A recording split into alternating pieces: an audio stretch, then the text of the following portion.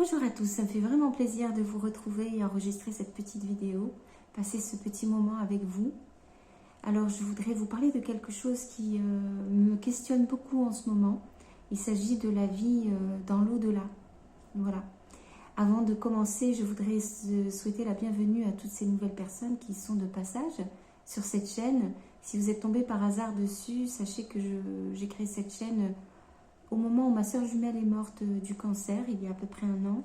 Et je partage avec vous ma façon de survivre à cette séparation et à ce drame, qui est pour moi terriblement difficile, parce que ma soeur et moi, nous étions vraiment fusionnels et nous avons vécu les 4 années de sa maladie ensemble, l'une avec l'autre, l'une pour l'autre, l'une contre l'autre. Enfin, je ne sais pas comment le décrire, mais c'est dans un total état de fusion. Et elle en est morte. Elle est, je veux dire, morte de sa maladie. Donc, voilà, vous pouvez consulter toutes les vidéos que j'ai postées. Il y a différentes playlists, différentes thématiques. Voilà, et vous êtes surtout invités à donner vos témoignages dans l'espace des commentaires, mettre des conseils aussi, des astuces. Sachez que nous sommes un certain nombre à être dans cet état de deuil exactement maintenant, ou d'autres personnes qui ont vécu ça depuis déjà beaucoup de temps et qui ont l'expérience d'être passées par là et qui peuvent donner justement beaucoup de perspectives. Sachez aussi qu'au moment où je suis en train d'enregistrer cette vidéo, il y a d'autres personnes qui entrent tout juste dans cette expérience de séparation, de deuil et de douleur. Donc voilà, tous les commentaires bienveillants sont bienvenus. Voilà. Et ne pensez pas que ça sert à rien, c'est pas vrai. C'est vraiment très très utile. Non seulement pour les autres, mais vraiment pour moi, ça c'est certain. Alors voilà, vous pouvez, comme je disais, vous abonner, mettre un pouce sur la vidéo, de sorte à ce qu'elle soit rendue visible pour les personnes qui en ont besoin. Parce que quand on est dans le deuil, et vous le savez si vous y êtes, on a besoin de parler de ça, on n'a pas besoin de parler d'autre chose. On a vraiment besoin de parler de ça. De comprendre pourquoi ça nous arrive, qu'est-ce qui se passe, comment on va faire pour survivre, comment on va faire pour gérer ça, etc. etc. Donc, je reviens à la thématique de cette vidéo. Aujourd'hui, je voudrais vous parler de ce que j'appelle le point de sortie. Voilà, le point de sortie de la vie. Alors, je vais partir directement sur des croyances que j'ai moi. Vous n'êtes évidemment pas obligé de me croire aveuglément. Ce qui est important, c'est de rester dans votre propre équilibre et votre propre chemin de pensée. Mais en ce qui me concerne, je crois vraiment à la réincarnation, à l'existence d'une âme, à l'intérieur du corps physique. Et cette âme vient sur Terre pour expérimenter des choses. Et généralement, c'est des émotions. Et bien sûr, je fais des raccourcis là très très rapides, mais je pars de ce postulat que nous avons une âme et que nous ne sommes pas juste un corps, ni un esprit, ni un cœur, mais nous avons une âme. Et donc, quand on s'incarne dans cette vie actuelle, on s'incarne avec ce plan de vie, on va dire. Il y a un certain nombre de médiums qui donnent ces informations. Moi, je ne suis pas médium, mais j'ai fait énormément de recherches sur cette thématique. Et effectivement, il y en a un certain nombre qui, tout ce qu'ils disent concorde les uns avec les autres sur cette idée que quand on vient à la naissance, en fait, avant de s'incarner, avant de devenir un bébé, en fait, un fœtus, en fait, on décide à l'avance, déjà on accepte ou non de se réintégrer, s'incarner en fait sur Terre et de commencer une nouvelle vie humaine. Et puis on décide d'un certain chemin de vie, on décide de ce qu'on va travailler. Donc tout n'est pas absolument déterminé par A plus B exactement, mais en règle générale, ce qu'il en ressort de tous ces médiums, c'est que les grandes lignes sont quand même proposées, c'est-à-dire qu'il y a vraiment des thématiques particulières qui seront travaillées pendant ces incarnations et un certain nombre d'épreuves. Mais aussi, le temps de vie sur Terre. Voilà. C'est-à-dire qu'avant de nous incarner, il semblerait que nous soyons déjà en connaissance, mais inconsciente maintenant, du moment de notre mort et de la façon dont nous allons mourir et pourquoi nous allons mourir, etc. et tout ce qui va avec. Alors, évidemment, il y a beaucoup d'autres personnes qui vont vous dire oui, mais il y a toujours le libre arbitre.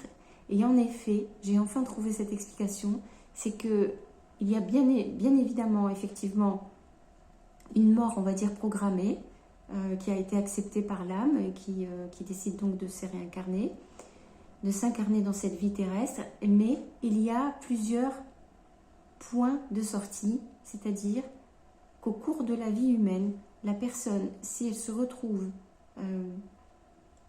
face à des défis qu'elle n'arrive pas à surmonter, voilà, qui sont trop difficiles, elle a mis peut-être trop d'ambition à résoudre un certain nombre de choses, à vouloir expérimenter trop de choses en même temps, ou des choses trop difficiles, ou bien parce que les choses ne se sont pas passées comme ce qu'elle pensait, ou il y a des points de sortie, c'est-à-dire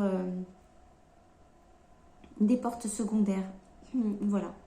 Et dans ces moments-là, l'âme peut être en négociation avec elle-même et avec l'incarnation, c'est-à-dire l'ego, la personne incarnée, pour savoir si c'est le moment finalement de quitter la vie plus tôt que ce qui était programmé.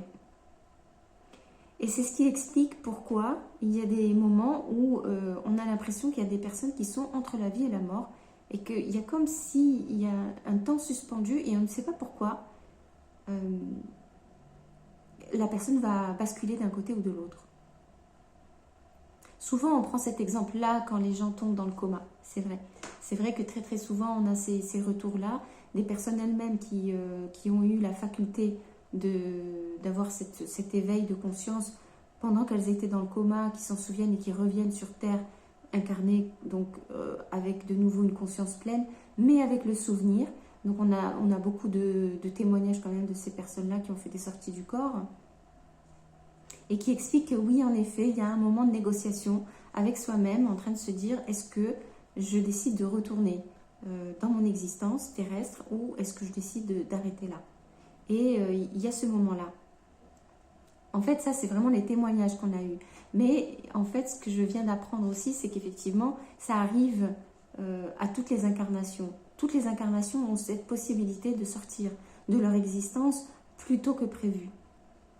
Voilà, il y a des moments, alors je ne sais pas combien, ni comment ça s'organise tout ça, mais voilà, ça s'appelle un point de sortie. Un point de sortie de l'incarnation. Et pourquoi je vous en parle là maintenant, évidemment, c'est parce que c'est exactement ce que j'ai ressenti pour ma sœur jumelle. Une grosse partie de ma souffrance de toute l'année dernière, depuis que je suis en deuil, était d'essayer de comprendre mais pourquoi est-ce qu'elle est morte? Parce que j'avais cette conviction intérieure très très forte que c'était pas le moment, que c'était vraiment pas le moment. Il y avait, je ne sais pas comment vous dire, voilà, c'est quelque chose dans mes tripes qui me disait, mais non, c'était pas prévu maintenant, c'était pas prévu maintenant, je ne peux pas vous dire pourquoi. Et puis ma sœur vraiment se comportait d'une façon où c'est la même chose, il n'y avait pas le moindre doute. Et en même temps, elle avait un comportement que je trouvais très ambigu. Il y a des moments pendant ces 4 années de traitement, de prise en charge, on va dire, de la guérison, parce qu'à ce moment-là, je ne parlais que de guérison, puisque pour moi, c'était impossible qu'elle s'en aille, qu'elle meure. Je ne voyais pas, il y avait des moments où elle ralentissait vraiment. Elle ralentissait les efforts, ou bien elle les figeait complètement. Et je me disais, mais c'est très dangereux ce qu'elle fait. Je ne comprenais pas qu'elle jouait comme ça. Enfin, quand je dis jouer, c'est une façon de dire. Mais des fois, ça me rendait furieuse, en fait. Et c'est vrai qu'on a eu... c'était d'ailleurs l'objet de nos disputes, ma sœur et moi, parce que moi, j'étais tellement terrorisée par la situation. Je le vivais très, très mal et j'étais dans un état je pense, de panique intérieure, d'hystérie, ce qui me rendait en triple éveil. Je ne sais pas comment vous dire. J'étais en extrême vigilance de tout. C'est pour ça que d'ailleurs, je suis en état d'épuisement maintenant, parce que je pense que j'ai utilisé 300% de mes capacités humaines pour pouvoir être capable d'être au four et au moulin, de comprendre, de chercher, de faire, d'être, de donner. Enfin, j'ai essayé d'être partout en même temps. Je ne dis pas que ça a été bien fait ce que j'ai fait, ni que je suis une sainte, ni un martyr, c'est pas ça du tout. C'est juste que c'est la seule fois de ma vie où je me suis vue réagir comme ça, sortir de mes gonds pour aller chercher toutes les ressources que j'avais possibles et imaginables à l'intérieur de moi. Et à l'intérieur de ça, je voyais des fois ma soeur qui stoppait les choses. Ma soeur était sur des traitements naturels et on avait vu que la première année, ça fonctionnait hyper bien. Vraiment, je dis toujours on a eu des résultats parce que j'arrive pas à me détacher d'elle, mais elle a eu des résultats, mais super quoi, sans le moindre traitement conventionnel de la médecine moderne. Et c'était hyper encourageant. J'étais tellement heureuse. Et puis moi, j'étais tellement persuadée que c'était possible de guérir comme ça. Et d'ailleurs, je continue de le penser. Maintenant, ce que je me dis juste, c'est que tout le monde n'est pas prêt à vivre. C'est sur un autre plan que ça se passe.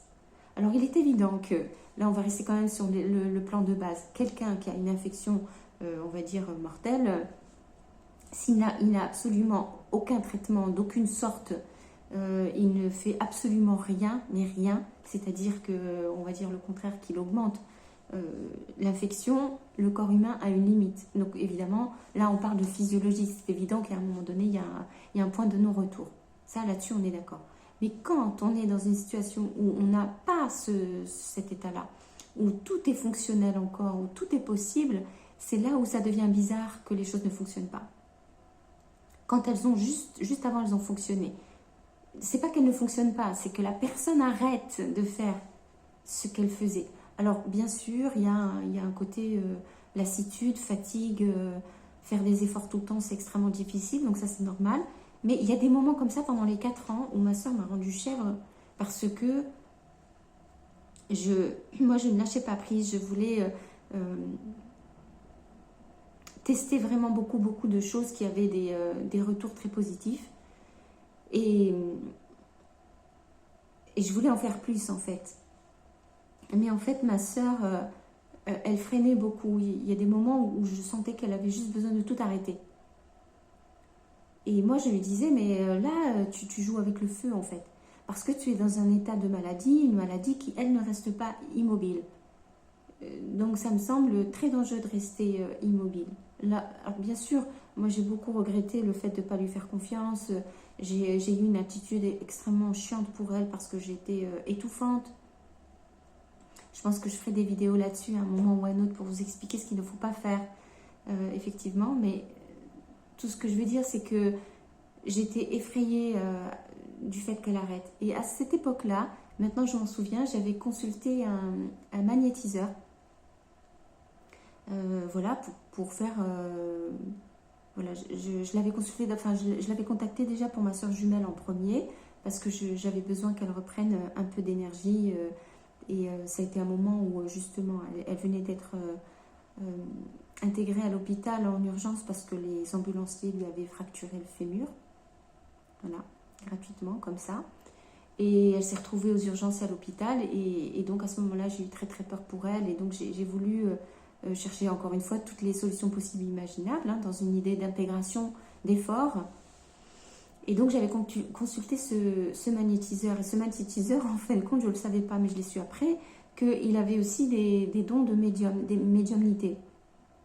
Et puis quand j'ai finalement consulté pour moi, parce que je me suis dit, j'aimerais comprendre en fait qu'est-ce qui se passe entre ma soeur jumelle et moi. Et là je parlais de l'âme en fait, hein.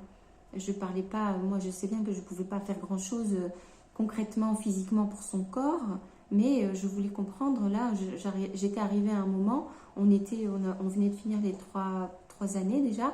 J'étais passée à ce stade de la compréhension de la maladie, besoin de comprendre maintenant de quoi on parle, parce que on est en train de parler de l'âme de ma sœur. Qu'est-ce qu'elle est en train de faire, qu'est-ce qu'elle essaie de me dire et comment est-ce que je peux l'aider, qu'est-ce qui se passe en fait. Là j'ai besoin de comprendre les choses à une autre échelle. Et donc quand je l'ai consulté, il m'a dit, je ne me rappelle plus dans quel ordre ça a été fait ou quoi, mais je me souviens juste qu'il m'a dit à un moment, que ma soeur jumelle était en train d'hésiter. Et je me souviens que ça m'avait choquée à ce moment-là, parce que tout d'un coup, je me suis sentie extrêmement soulagée. Ça mettait un mot sur exactement ce que je ressentais. Et je me disais, mais mon Dieu, c'est ça. Elle est en train d'hésiter. Son âme est en train d'hésiter. Et je lui dis, mais comment ça, elle est en train d'hésiter? Il me dit, oui, elle est en train d'hésiter entre rester ou partir. Et alors moi, ça m'a brisé le cœur, évidemment, sur le moment. Et je me suis dit, mon Dieu, mais donc c'est bien ce que je sens, c'est que la situation est archi grave. C'est pour ça que je suis en état de panique intérieure. Et en même temps, j'ai cet optimisme au fond de moi qui est ancré en moi, c'est plus fort que moi. Où je me dis, mais non, en fait, elle n'est pas en danger de mort. Et j'en étais folle parce que mon ressenti, en fait, était juste, et était très très fort. Et je paniquais. Et ma soeur était effectivement en train d'attendre. Donc là, le problème, c'est que là, on vient sur un autre chapitre. Qu'est-ce qu'elle attendait, ma soeur? Eh bien, il n'y a pas que ça, il y a le côté psychologique. Il y a l'âme, elle s'incarne au milieu d'une famille et dans un parcours de vie, avec des interactions, etc. Parmi tout ça, il n'y a pas que ça, mais il y avait donc les interactions familiales. Je pense savoir que ça a joué malheureusement en défaveur, parce que je pense que ma soeur jumelle a dû attendre une certaine réaction des membres de ma famille qui ne sont pas venus, ou au contraire qui ont été des non-réponses qui donnent une réponse. Et je pense que ça a joué dans la balance, personnellement je le pense, et le fait aussi qu'aucun d'entre nous n'évoluons assez rapidement pour elle, je pense, parce que même moi, là je m'intègre là-dedans, je pense sincèrement que malgré tous les efforts immenses que j'ai pu faire pour essayer d'apprendre, avancer, me remettre en question, travailler sur tous les plans, même comme je vous dis, spirituels, etc., ben, en fait, je pense que je n'avançais pas assez vite. J'avais des prises de conscience qui étaient trop limitées et que ma soeur, elle attendait, et puis ça n'avançait pas. Quand je dis ma soeur, c'est pas elle, c'est son âme. Et il y a un moment donné, effectivement, où j'ai senti que c'était grave ce que je faisais, parce que je me disais, il faut que je lui donne envie, en fait de vivre, il faut que je lui montre qu'il y a une voie possible. Et en fait, j'ai pataugé, parce qu'à ce moment-là, on était au-dessus des 3 ans, j'étais dans un état d'épuisement tellement élevé que je n'y arrivais plus, j'étais crevée, je n'étais pas aidée, j'étais toute seule, de ma famille, je parle, et de nos amis, et en fait, je n'arrivais plus. J'ai eu besoin de survivre à ce moment-là, et c'est vrai que j'ai craqué, en fait. J'ai craqué, j'arrivais plus. Donc j'ai la dernière année, de toute l'année en question, sur les 12 mois, il y a une partie de l'année où j'ai le sentiment de l'avoir abandonné pour m'occuper de moi. Et c'est normal, je veux dire, je sais bien que voilà, il faut s'occuper de soi pour être capable de donner aux autres. Mais ce qu'il y a, c'est qu'on était toutes les deux à un état de tel désarroi, dans un état psychologique tellement délabré que c'était la goutte de trop. C'était pas possible de la laisser... toute seule affronter ces choses-là, même si j'étais là avant, même si j'étais là après, elle a eu un passage à vide comme ça. Voilà. Et ce n'est pas à cause de moi, je ne suis pas en train de dire ça, qu'elle a décidé de mourir finalement, parce que voilà, d'abord elle ne voulait pas mourir, parce qu'elle, son incarnation, son ego, c'est ça qu'on veut dire, par incarnation, c'est son ego, sa personnalité, elle n'avait pas du tout envie de partir, elle avait déjà décidé de rester, elle savait exactement comment elle allait faire les choses, donc elle, c'était certain, du point de vue conscience, elle voulait rester, mais au niveau de l'inconscient et au niveau de l'âme, c'était plus compliqué. Et donc voilà, c'est ce qui explique pour moi le fait qu'elle soit morte, parce que je suis restée complètement sous le choc. Je ne m'attendais pas à ce qu'elle meure, et certainement pas à ce moment-là. C'est arrivé vraiment de toute façon totalement inattendue. Je ne m'étais pas préparée vraiment à ça, mais je ne sais pas si j'aurais pu vraiment me préparer, mais voilà, donc quand je suis tombée sur cette explication il y a des points de sortie au cours de l'incarnation terrestre, ça me semble tout à fait évident maintenant que c'est vrai, parce que c'est vraiment, exactement ce que j'ai ressenti. Voilà, sur le fait que ma sœur hésitait. Quand ce médium m'a dit ça, sur le moment, je me suis dit, mais c'est fou ce que ça sonne vrai. Je le sentais à l'intérieur de moi et je sentais en même temps que les choses n'étaient pas entre mes mains. Que ça ne dépend pas de moi, en fait. Évidemment, l'incarnation de quelqu'un, c'est totalement individuel. C'est chacun décide pour sa propre vie et sa mort. Mais c'est vrai que c'est très dur. C'est très dur comme expérience parce que sur le moment, j'ai compris qu'il y avait quelque chose à faire. Je me disais, il faut que je lui donne envie de vivre. Et moi, j'étais tellement épuisée, tellement fatiguée, tellement en galère sur tellement de choses. Je ne vais pas vous raconter toute ma vie, mais j'arrivais plus. Que je me disais, mais comment je vais faire moi, alors que j'étais désespérée pour donner confiance à quelqu'un qui est dans cet état. C'était... Et il y a un moment donné, ben, je vous donne la réponse. Qu'est-ce que j'ai fait? C'est que quand j'ai pris la décision de m'occuper de moi, ça a été extrêmement brutal et violent pour elle. Elle a énormément souffert du sentiment d'abandon parce qu'elle était dans dans une période où elle avait besoin. Mais en fait, elle avait toujours besoin. Mais ce moment-là, j'ai pas eu de demi-mesure. C'est le défaut que j'ai, elle me l'a toujours dit. C'est que je vais au-delà de mes limites, je donne. Et puis à un moment donné, je bascule de l'autre côté où je me rends compte que là, si je fais un pas de plus, je meurs. Donc je m'arrête complètement. J'arrête complètement. Et là, il n'y a pas de demi-mesure. C'est-à-dire que je fais vraiment les choses, je fais les choses à fond. C'est-à-dire que pour que ça dure le moins longtemps possible et que je récupère le maximum, eh bien, je me suis occupée que de moi, on va dire pas complètement, mais je parle du point de vue humain, affectueux, attention, donner du temps, etc. Et j'ai senti que j'en avais besoin. J'avais besoin de stopper, de m'occuper de quelqu'un d'autre comme ça. J'en pouvais plus. Et donc, je l'ai vraiment laissé pendant les 2 mois d'été. Ce sont le dernier été qu'elle a vécu. Et elle a énormément souffert d'isolement, de solitude, de chaleur, parce qu'il y a eu une canicule. Et il n'y avait personne d'autre que moi. Personne de ma famille n'est venu à ce moment-là. Et on s'est retrouvés comme ça. Et ensuite, quand je suis revenue, dès la fin du mois d'août, on est revenus toutes les deux dans notre cocon et je me sentais beaucoup mieux. Donc j'étais capable de redonner quelque chose qui était plus qualitatif. Mais sauf que quand quelqu'un est dans cet état-là, 2 mois, c'est beaucoup trop long. Surtout quand on est jumelles. Il y a le sentiment d'abandon qui est multiplié par 1000. Je ne sais pas comment vous dire. Je ne sais pas comment vous dire que je savais ce qui était en train de se passer. Je ne pensais pas qu'elle allait mourir, hein, mais je n'avais pas d'autre choix. Je me suis dit, là, je suis vraiment face à un choix. C'est soit on est en train de mourir toutes les deux, on aura la joie de mourir toutes les deux maintenant, c'est-à-dire pendant l'été. Voilà. Mais il y avait vraiment personne autour de nous à ce moment-là, parce que ma famille habite loin. Et je me suis dit, bon ben voilà, c'est une des possibilités, on meurt toutes les deux. Et quelque part, moi, j'étais pas contre, hein, parce que je me disais, tout ce qui compte pour moi, c'est d'être avec elle. Et j'avais tellement d'empathie pour elle, et j'étais tellement triste de ce qu'elle vivait. Et puis moi, je pouvais pas imaginer vivre sans elle.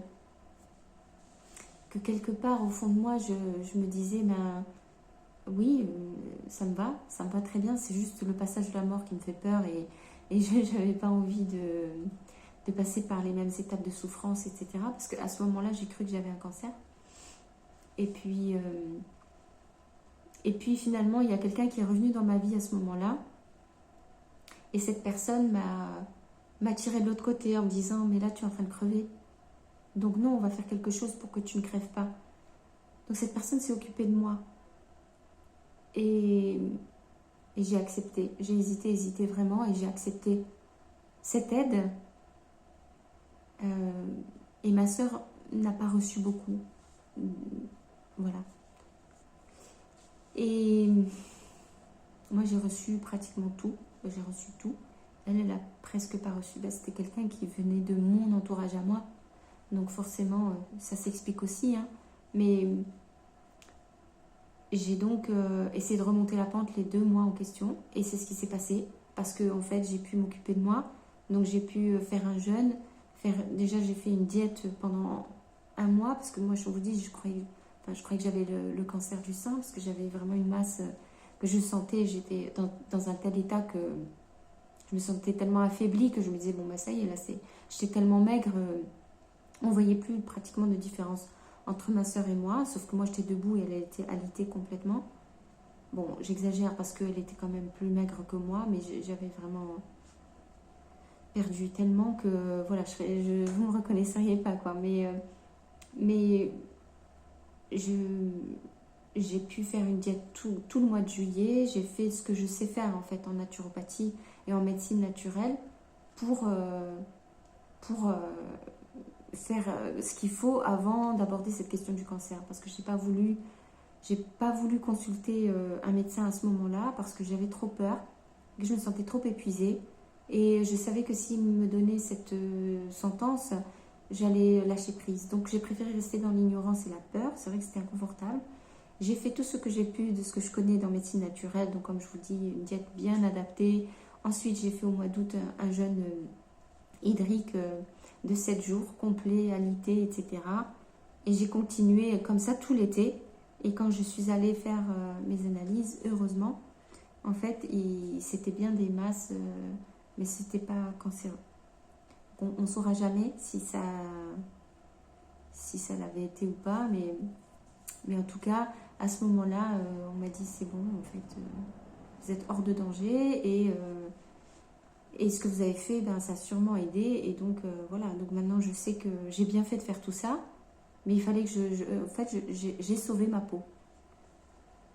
Voilà. Et puis finalement, en septembre, quand j'ai su que j'étais guérie, enfin que donc je n'étais pas malade et que ça m'a redonné courage pour reprendre les choses en main, etc. Mais on a eu de nouvelles épreuves à affronter.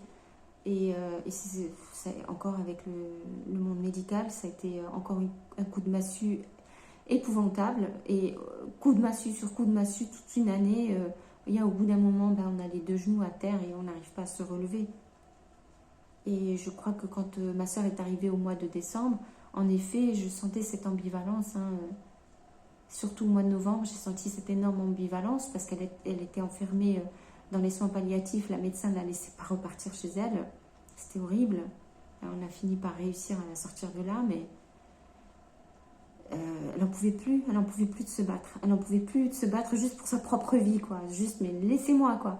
Et j'ai ma soeur jumelle qui est d'accord pour s'occuper de moi. J'ai un endroit où habiter. J'ai tout ce qu'il faut. Mais juste, foutez-moi la paix, quoi.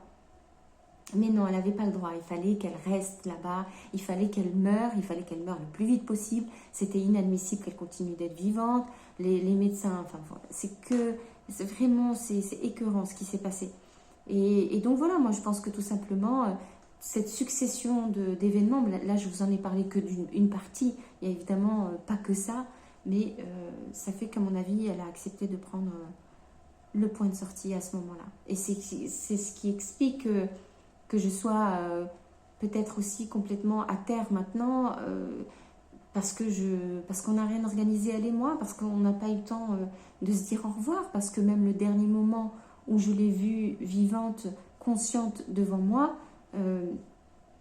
il n'y avait pas, tu sais quoi, je vais tomber dans le coma demain soir, et puis je me réveillerai plus jamais, puis le lendemain soir encore, ben, je vais mourir. Il n'y a pas eu ça. Il n'y a eu aucun signe avant-coureur, donc c'était juste complètement sorti de nulle part, quoi. Voilà, donc voilà, c'était ça que je voulais partager avec vous. Ça ne changera rien, hein, parce que si vous avez quelqu'un dans votre entourage qui est malade aujourd'hui, vous ne pouvez pas changer le cours de son histoire, mais peut-être juste être attentif à ce qu'il vous dit. S'il vous demande de changer ou d'évoluer ou de comprendre ou d'écouter, peut-être que ça, oui, ça peut aider. Voilà, ça peut aider de vraiment d'écouter avec sincérité ce que la personne malade veut dire. D'une autre façon, avoir une autre écoute. Ma soeur me disait ça souvent d'ailleurs. On n'est plus en train de parler à un certain plan, on est en train de parler à un autre niveau. Et moi, j'arrivais pas à monter jusque-là. Moi, je restais vraiment bien plus bas. J'y n'arrivais pas. Donc voilà, c'était pour vous dire que malheureusement, Et ben dans mon cas à moi, ma soeur a choisi la sortie. C'est tout. Et